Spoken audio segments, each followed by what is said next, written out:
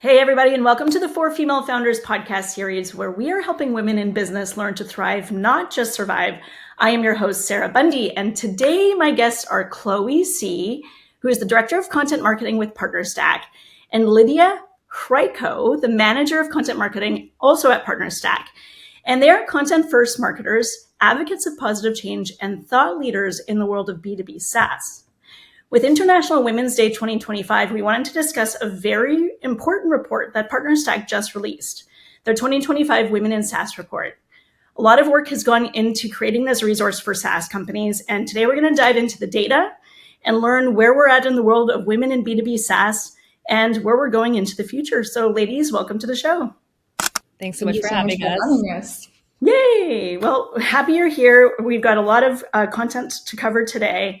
Why don't we start with you guys actually just introducing yourself, tell us a little bit about you and how you got into working with PartnerStack, and then we're going to dive into the report. So Chloe, let's actually start with you. All right. Hi, folks. Thanks so much for having us on this podcast. For female founders, our favorite kind of audience. I head content over at PartnerStack. I joined SaaS 3 years ago. My background is journalism, so Asian journalist, crossed over to the dark side from B2C to B2B. And I remember when I first entered the industry, people were like, aren't you going to be bored? It's B2B. And I remember my first order of business was to bust the myth that B2B marketing had to be boring. So that's kind of when I joined PartnerStack and then had a mission to prove. Good for you. I love it. And you are, when people start to dig into these reports and check out your content, they will see how well you actually turn this into excitement, into value-driven data. And we'll dive into it. So thank you so much, Chloe, for being here. Lydia, please tell us about you and what's your background? How'd you come here? Yeah, similar to Chloe, I also came from B2C. So I was working in Canadian media for about 7-8 years, and then I decided to do a big life change, and I actually moved out of Toronto and decided to relocate to Europe, where I'm now in Lisbon, Portugal. And then at that moment, I also pivoted my career and I decided to start freelancing. So I was doing freelance writing, freelance content strategy, and that's when I got involved with PartnerStack. Chloe and I had previously worked together in the B2C world, so she hit me right up, and I was excited to have the opportunity to work with her again. And I've been working with PartnerStack nearly 3 years since Chloe recruited me. But we're very excited to be chatting with you about this report, which is maybe going to be the highlight of our career here so far. Maybe. It's probably our proudest campaign yet. And we've done a lot of fun ones, including our tarot deck last year. So this one takes it over the top. Which I got, and I will actually proudly shout out for you that you guys won a huge award for that work you did on the tarot card gift sets, right? Actually, before we jump in, tell us just a little high level of what that was, because it was an award-winning campaign. Oh, are you talking about our gold COPA for best content marketing campaign? Yes. Oh, thank you. We did get that. We did get that last month, and it was announced. So it was our first content marketing award in B2B. So it was really exciting. Have COPAs from B2C world, but the opportunity to kind of make a campaign that was engaging everyone within the ecosystem, helping to break down in a fun way what partnerships were through cards and play, interactive, both digitally, and I think you remember we had it, oh my gosh, not me having them right here, but having them tactical. It's like a tactical experience, a physical deck. So it was really exciting to put together an integrated campaign for sure. And we're really honored that the COPAs and the judges there recognized it. I'm so proud of you guys. I think it's great you did that. We had fun with it. My kids still play with them. So thank you for putting that out there to the world and making partnerships and B2B super fun for everyone, including my kids. I love that your kids are partnership aware. Yes, they're partnership aware. And actually on that, let's talk a little bit about PartnerStack. A great big thank you to our sponsors, PartnerStack. PartnerStack's ecosystem connects you to the world's largest B2B network for you to earn, connect, and grow. So please tell us, what does PartnerStack do and what are you out there to help with in the world? Oh my goodness. Well, Lydia and I are uniquely positioned to storytell. Our background is content. And it's been a great opportunity to be able to tell PartnerStack stories. And by that, it's not just obviously the story PartnerStack. PartnerStack is an ecosystem platform with a network. So it's being able to tell the stories of the people within our ecosystem, the partners, Bundy, the customers, the folks that are adjacent, like what you're going to see. And we'll talk a bit more about our campaign is we have people that are adjacent to our ecosystem participating as partners for this campaign we're here to talk about today. But that's the kind of beauty of PartnerStack. It brings people together. It unites folks within the SaaS industry, and it makes our jobs easier, Lydia and I, to be able to tell these stories in creative and engaging ways. I love it. Well, we've been working with PartnerStack for many, many years, and especially I'm not with AIM anymore, but my former company, All Inclusive Marketing, I know you guys are really strong partners with them still. We work with you guys with 4 Female Founders and Athena Collective that's coming in. You are the leaders in B2B partnership marketing in the world. And based in Toronto, you guys have got all kinds of great stuff going on. So if you are in B2B, if you are in SaaS, and you haven't checked out PartnerStack, please head on over there. They're amazing. They're the best. So please check that out. Okay, let's talk about this report that we've put together. I'm excited to dive into the data. Again, this is the 2025 Women in SaaS report. There's a ton of stuff that we need to think about and talk about. Why don't you guys talk to us a little bit about why did you create this report and what were you out to accomplish when you decided to create it? Oh my goodness. What a question. So this is not our first rodeo. This is actually the 3rd iteration of this campaign. If you rewind 3 years ago, we launched Women Leading Partnerships. And I remember when we first went to go launch it and we're kind of seeding the idea of like running a campaign like this for International Women's Day, there were a lot of folks being like, really? That's what we're going to do? Does that make sense? Have fun talking to 6 women, which was a direct quote from someone. But what was amazing about it was when we did it, there was such a thirst for connection amongst the women within our industry. And it brought people together so much so that we ran out of time in our first panel event that we had to launch a follow-up panel event because the need and thirst was there to keep getting involved in these engaging conversations and with these women in our industry and having and unearthing challenges faced by these folks who are running partnerships. So it was an exciting opportunity to kind of fill that gap. The next year we did something similar, but then this year, if we're going to do it the 3rd time, we had to go bigger and better than ever before for it. So Lydia and I started back in September, kind of mapping out what our plan was going to be for this. We rounded up 9 partners, and we knew that the thing that speaks to our industry is data. So we wanted to get that original data, and we rounded up and held hands with partners to make it happen. So including yourself. So thanks for helping us get the word out there for that, by the way. But that's a little bit of a background on how we got here. And this year's campaign is bigger and better than ever before. It required the help, hands, heart of all the partners involved to kind of make it a bigger thing. And Lydia and I spent a lot of time kind of seasoning, right, Lydia? I think that's what's so exciting about this campaign too, is I've seen the previous iterations from the past 2 years that Chloe had worked on. And when we went into planning this year, we knew we wanted it to be bigger. We wanted it to be more impactful. But then as we started involving partners and teaming up with these talented women and organizations, it just kept getting bigger. And then we kept getting more positive feedback, more interest from PartnerStack, and it just kept growing into this full digital experience and campaign that it is today. So it's been really exciting to see the transformation and how it's grown from the first iteration that Chloe ran 2 years ago, and to what we've launched as of this recording this year. That's so awesome. And what is it that you guys were trying to learn when you did this? What was the desired outcome for you?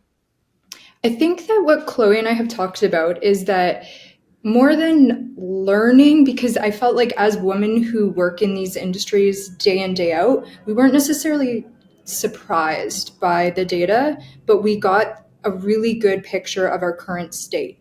And we felt that that picture was really important to level set the industry and to have that as a talking point to align us, the woman, and also get male allies on board with the conversation to see like, here's where we are today and here's where there's room to grow, so we could make that actionable change.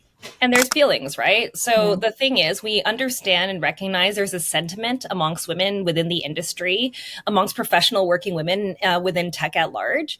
But what we needed to do is kind of prove that women keep the ecosystem operating. And the only way to do that really was to kind of capture the data within that snapshot Lydia alluded to. Like, we wanted to be able to, and that's what this report ultimately is. It's a snapshot in time of where we're at, with some obviously surprising results for some, but it's going to depend. How in the know are you? How often do you check in on your fellow women leaders, or do people know this?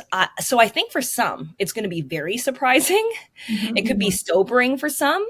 For women like us, Bundy, you kind of devoted an entire initiative to supporting women in the workplace.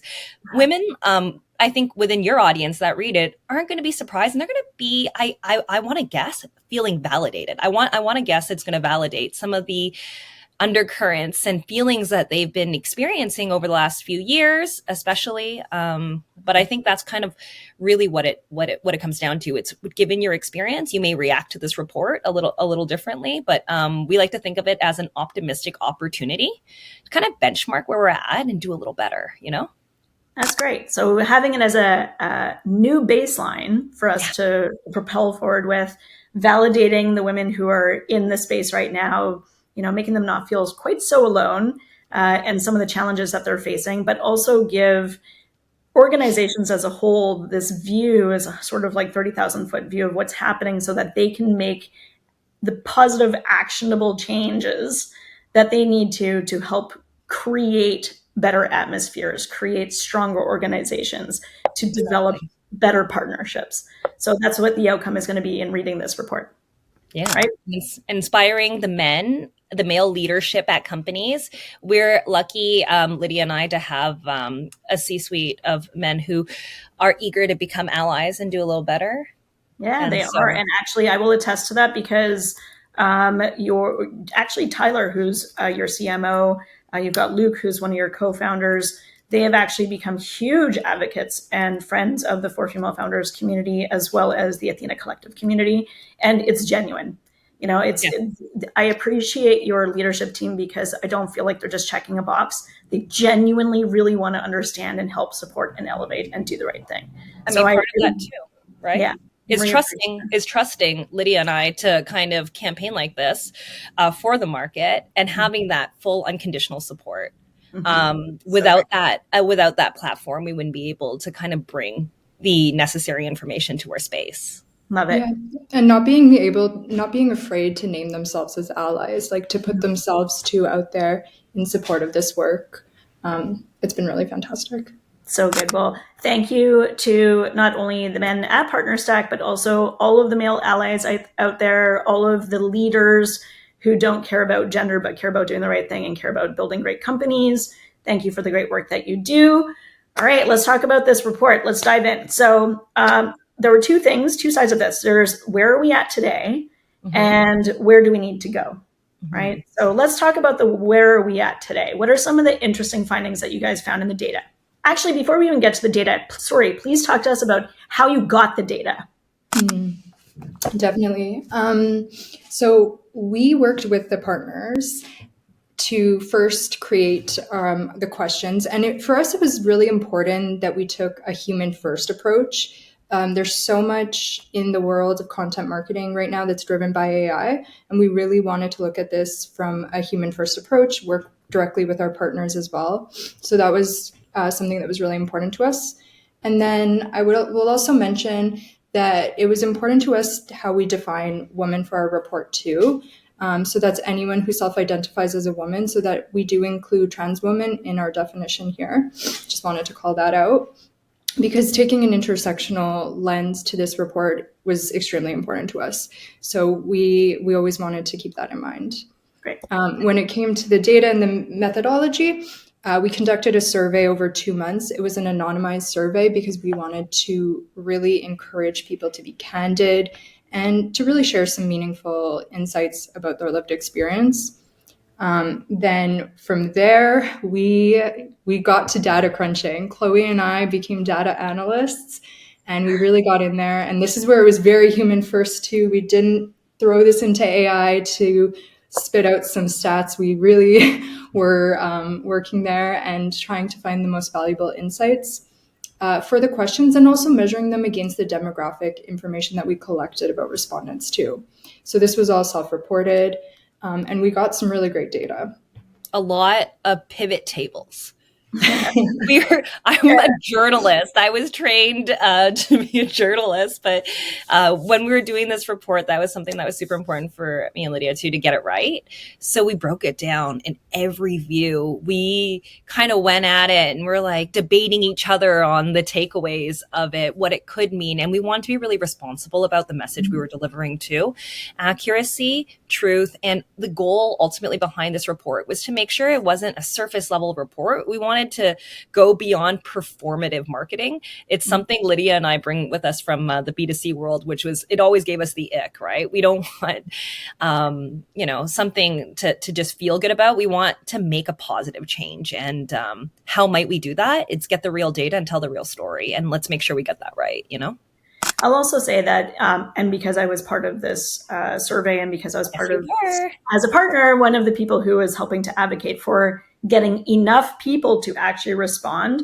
This isn't just 6 women who are responding. You had hundreds of people. You had over 100 people who are, in there. They're real business owners. They're, real leaders in organizations who are, voices, actual people out there working in real time. So yeah, you've got that minimum baseline needed to actually have accurate enough results to say this is a thing. This is a trend. More than 100 women in SaaS. Yeah. Spoiler alert for anyone who didn't know, we absolutely have more than 100 women in SaaS, and we have the data to prove it. There you go. Cool. So let's talk about that data. Okay. So where are we at today? What are some of the trends? What did you find that was not surprising? What did you find that was surprising? I can speak to a few. We have some key insights when you dive into our report that we highlighted. And there were some that told a hopeful story, and there were some that were maybe a little bit more sobering. But one of the ones that I wanted to share is that our report in general, it speaks to it speaks to the revenue growth of women and the subscription purchasing power. So 84% of women contribute to revenue growth, and 76% of women have purchasing power. That was one of the things that we found, and one of the pillars that we talk about often. We also found that in general, the women who responded to our report, we really weren't surprised by this. They seemed to be high achievers. We expected this because to go out and actually engage with this report, to share this data, these women tend to be very involved in their communities and tend to also receive more promotions. We found more than half of the women who responded to our report had received a promotion either through title or through compensation in the last year. So that was really exciting to see. Or both, right? Which is wild, considering Lydia and I also did the research to benchmark on what the average was. And low-key, this was way higher than the average. So when we were looking at it too, we broke it down in terms of understanding of job titles as well. A lot of these women were more senior. A lot of the women that took our report, that are reflected in this report too, are largely part of go-to-market teams. Which is an interesting space to live, because if we were thinking about SaaS as an industry, right, that is typically where they show and display headcounts of women, is on the marketing and sales side of things. Something unique about PartnerStack too is we actually do have women leaders within our engineering team, but that is rarer to see, right? And if we're really honest about those that were participating in our report, a lot of them were go-to-market women leaders who have the power to subscribe and unsubscribe from software. That was a really important telling takeaway for us, because I think if we're honest and we look at a lot of the marketing efforts, the demand generation efforts, and the ad efforts within our space, it's typically not targeted to women. So it's just a fun takeaway for those that are kind of owning the creatives over there. Just a consideration for them to make. Yeah, you know what? That's a really good call out, because what the data is showing is that majority of women who are in their positions are decision makers. They've got the power, they've got the purse strings, they can pull the trigger when they need to. And these are leaders, these are engineers, these are C-suite, these are like, let's not forget who you're talking to. Being able to target to your audiences and be relational with your audiences is going to be really important. So great stats. That's very important. Thank you so much. It's also, I think, interesting to note that these are high achievers. These are ambitious people who want to accomplish something powerful and make a positive difference. Go ahead. We all got so excited. We all have so much to say about this. Lydia, go ahead. Yeah, we found that of our respondents, we had about 22% who were individual contributors. And beyond that, the other 78% were in manager positions. They were in executive positions, C-suite positions. And our report really accurately reflected the industry, which was the demo. It was cool for us to see, but again, it really validated our expectations on what we might find with this report, because of the women who responded, we had 22% who were C-suite executives, and that exactly mirrors the data that you find in the industry right now as well. I was going to say even the racial demographics too, which was interesting, because we did break it down in all those, because we took an intersectional feminist lens approach to this report, obviously, as kind of Lydia has mentioned too. We consider all these things. We broke down sexual orientation and included that too. So it was great to actually get to self-identify as a Gaysian. Data. We have data that suggests I'm not the only one. But we knew that because I served on the Queer Tech Advisory Board at one point too. So it's good to know that there's a need for this representation, right? So we're happy to give it. I think one of the things we didn't get into yet was some of the darker stats that came out of the report. Some of the more, quote, sobering stats, as Lydia was kind of referencing, is that 94% of the people that took our report experienced gender discrimination in some way at some point. Wow. That's a big number. That is a big number. And we're in 2025, people. So 94% still experiencing that. We got something to address. We just want to, for those that haven't seen the report yet, we did include things like microaggression definitions and examples too, because so many women have experienced a microaggression in the workplace. Mm-hmm. So it was important for us to provide that example for folks who are allies in reading this too, just to kind of be able to support women in their industry and women in the room. Mm-hmm. If a microaggression occurs, here's how to counter it. Here's how to clock it.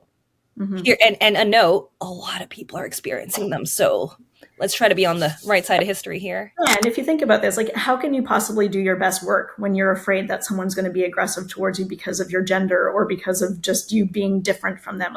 We're trying to build organizations where people can do their best work. We're trying to build organizations where people belong so that you can actually have a thriving culture and thriving ecosystem of talent. That's difficult to do when you're afraid to go to work because something might happen or someone might say something or something snarky happens and it throws off your mood or throws off your focus. Exactly. So that's why these things need to be addressed, because it does affect the quality of work. It does affect people's ability to collaborate as teams and to thrive in an environment where you're trying to push an organization forward. This is why they need to be addressed. 1000%. You have a room and there's only a very little representation of women leaders. Maybe don't ask them to take notes. Yeah. Maybe AI can take notes at this point. Let the ladies just focus and contribute. Yeah. I thought one of the interesting things we learned too is that of the women who experienced gender-based discrimination, the overt sexism was experienced more by the more senior women. So women who held senior roles tended to actually experience overt sexism more than women who are individual contributors. That's a really interesting point, and I look forward to reading more about that one in your report as well. Mm-hmm. Just because I want to make sure we get into where can we make improvements and what does the future look like? let's kind of shift gears and look at what were the gaps and opportunities for organizations based on the data that came out in this report. Gaps in organizations. Where's there room for growth? What can we fix? Oh, like looking ahead. Yes, looking ahead. Okay. Sorry. Looking ahead, based on the data in this report, what can we do better? I mean, I can start, Lydia. I think one of the big things that we found kind of the first year we touched on earlier in this podcast, and also like a big like campaign takeaway, was the need for connection and community building and like genuine support for women. It's clear that women want to support other women. And so I guess like one of the things I'm going to immediately turn to is like, I got to work more with you, Bundy, with Athena Collective for Female Founders. I mean, Lydia and I were really thoughtful about this campaign in that we didn't want it to be one day. So we knew we're going to take over the whole month. But even after the month, we were like, that's not enough. We got to keep that conversation going. So we planned an entire H1 kind of energy for the year to make sure we had and created room for the conversations to keep going. And I know, Lydia, you identified some great gaps or ways to move forward too. Yeah, I think the mentorship piece is really important as a next step. Women they did respond to us that they are looking for mentorship opportunities. So that connection, but also that formal mentorship, the ones that organizations set up, and not just women coming to each other on Slack and informal communities, but actually having some structure behind it too. So having a way to connect and to grow their careers. The other thing that I think women really they said a number of times was that they wanted to see more representation. So women in executive positions and knowing that they could grow their careers in those same ways. I know personally, like it was something that I spoke to Chloe a lot about, is that coming from a background in B2C, coming from the media world, I actually started my career surrounded by women in leadership positions. I actually had more women leaders than I had male leaders. And I think that really had a positive impact on my career, to have all those mentors and leaders to look up to. And then moving into the B2B space, a little less so. You do have that representation, but it's not what it can be. We do want to see more leaders there. You know, and you make a great point too, because not every organization is going to have that structure ready to go. You might not have enough female representation in senior enough roles to even have mentors for mentees. So over time, that does need to evolve and change. And thank you, Chloe, for calling out Athena Collective. That's one of the reasons why we created this community and this platform, to provide women with the support that they need in the time that they have right now to help them propel forward, because they do want other women to support them. They do need the mentorship. They do need the collaboration. They do need the championship of women. They do need the community. So we're filling that gap to help those women elevate and not feel quite so alone and isolated, and get all the things they need to be successful. And in the interim, companies can start to build that out themselves. I was going to say, last year we did go-to-market women leaders for our International Women's Day campaign. And for that one, there was, I want to say it's Annie Tsai. She was one of our women of color leaders that represented in our campaign last year.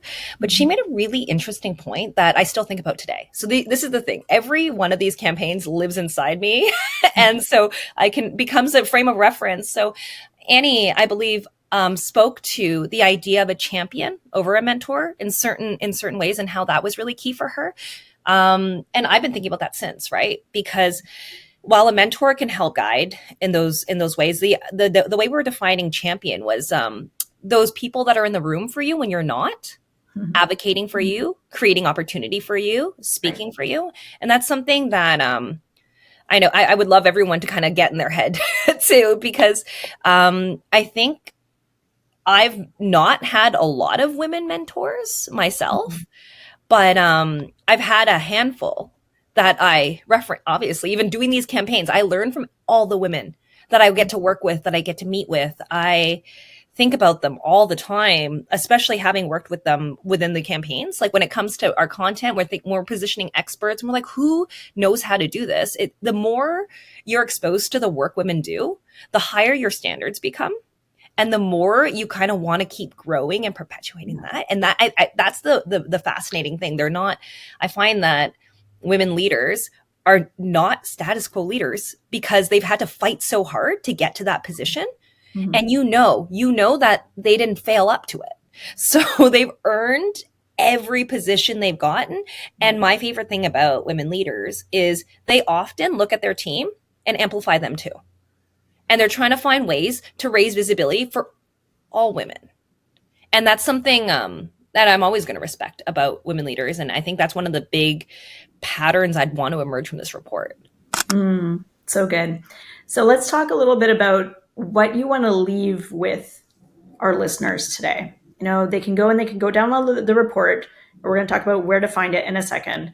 But if you are going to tell, and I'm going to come to each of you, one last piece of feedback or one key learning that can be actionable for anybody who's running a company who's listening to this right now, whether they're a founder, they're a C-suite, they're an operator, they're owner, whatever, please tell us, based on the data, based on the learnings, what do we need to go do next?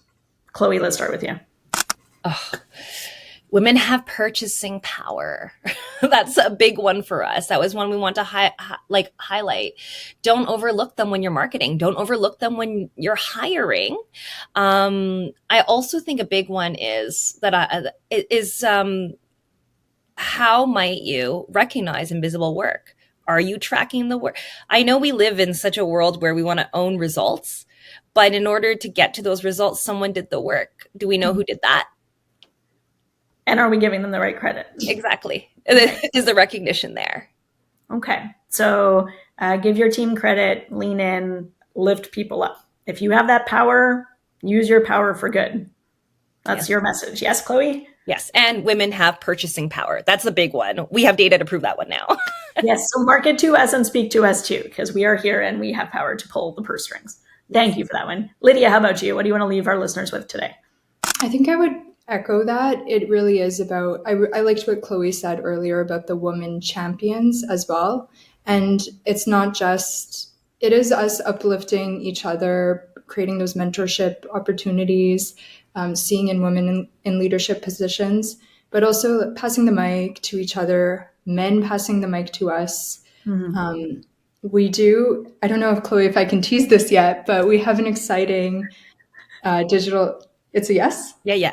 Okay. We do, what's coming next for us is actually, we wanted to keep this conversation going and we want to have women highlighting each other, men highlighting women. So we have an exciting digital experience coming that's called Give Her Her Flowers, where everyone has the opportunity to call out and spotlight these women who they look up to in some way or another. So, and PartnerStack is going to put its money where its mouth is. So we are also going to be giving back towards women education for that opportunity as well. Yeah. We're creating the women representation that we know our industry needs.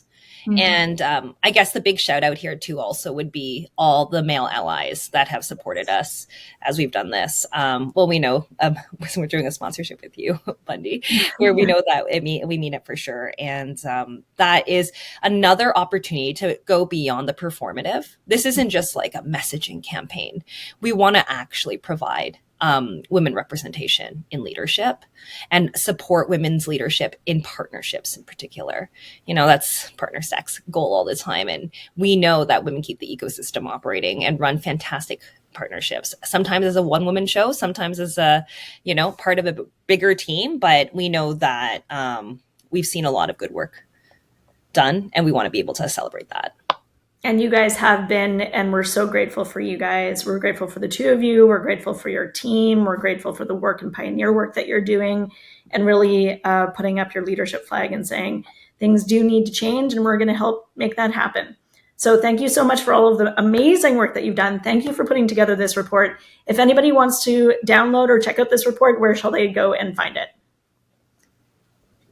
PartnerStack.com/women in SaaS. We'll send you links. There you go. Send us some links. We'll put them in the speaker notes below, in the description below. Ladies, thank you so much for being here. Wishing you all the best this year and looking forward to more of the amazing work that you continue to do out there in this space. So thank you so much, and we'll see you guys on the next show.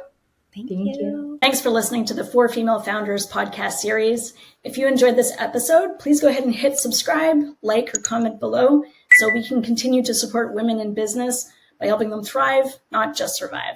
We'll see you on the next show.